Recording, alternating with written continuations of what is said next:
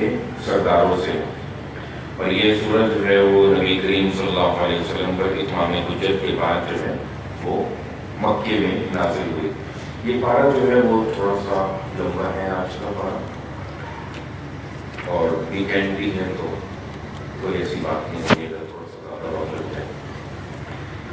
یاسین، اللہ کے نام سے جو سراسر رحمت ہے، جس کی شفقت ابدی ہے. یہ سورہ یاسین ہے. یہ سراسر حکمت قرآن گواہی دیتا ہے کہ یقیناً تم رسولوں میں سے ہو ایک نہایت سیدھی راہ پر. یہ پورے اہتمام کے ساتھ اس ہستی کی طرف سے اتارا گیا ہے جو زبردست ہے، جس کی شفقت ابدی ہے.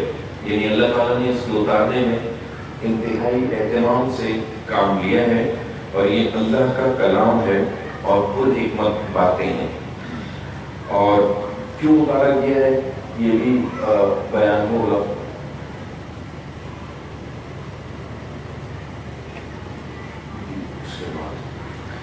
اس لیے اتارا گیا ہے کہ تم ان لوگوں کو خبردار کر دو جن کے عقلوں کو خبردار نہیں کیا گیا تھا، لہذا غفلت میں پڑے ہوئے ہیں. ان میں سے بہت سو پر ہماری بات پوری ہو چکی ہے، سو وہ ایمان نہیں لائیں گے. وہ ایسے متکبر ہیں کہ ان کی گردنوں میں ہم نے گویا توق ڈال دیے ہیں اور وہ ٹھوریوں تک پہنچے ہوئے ہیں، سو ان کے سر اٹھے رہ گئے ہیں. یعنی تکبر سے جو ہے وہ گردنیں اکڑ رہی ہیں اور بات سننے کو بالکل بھی تیار نہیں ہے. اور ان کا کبر اس حد تک پہنچ گیا ہے کہ اب خدا نے ان کے دلوں پر مہر لگا دی ہے کہ اب تم ان کو سمجھاؤ یا نہ سمجھاؤ برابر ہے.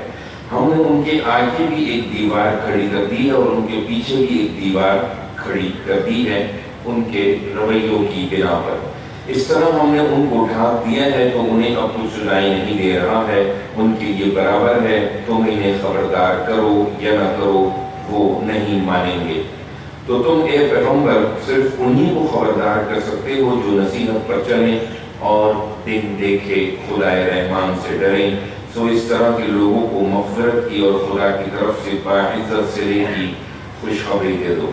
یقیناً ہم ہی ایک دن مردوں کو زندہ کریں گے اور ان کے حساب میں ہمیں کوئی مشکل نہیں پیش آئے گی، اس لیے کہ انہوں نے جو کچھ آگے بھیجا ہے اور جو کچھ پیچھے چھوڑا ہے وہ سب ہم لکھتے جا رہے ہیں، اور ہم نے ہر چیز ایک واضح کتاب میں درج کر لی ہے.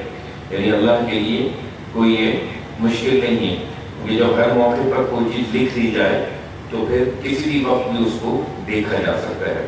تو اللہ فرما رہے ہیں کہ ہر چیز کو ہم ہر وقت لکھ رہے ہیں.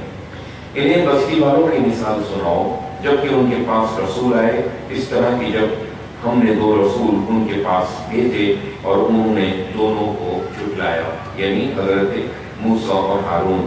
پھر ہم نے تیسرے شخص سے اس کی تائید کی تو ان لوگوں سے کہا، یعنی ایک شخص حضرت موسیٰ اور ہارون کی تائید میں فرعون کے دربار میں سے کھڑا ہوا تھا، اور اشارہ یہ ہے کہ یہاں پر اے رسول ہم تمہاری تائید جو ہے وہ ابو بکر صدیق رضی اللہ عنہ سے کرا رہے ہیں.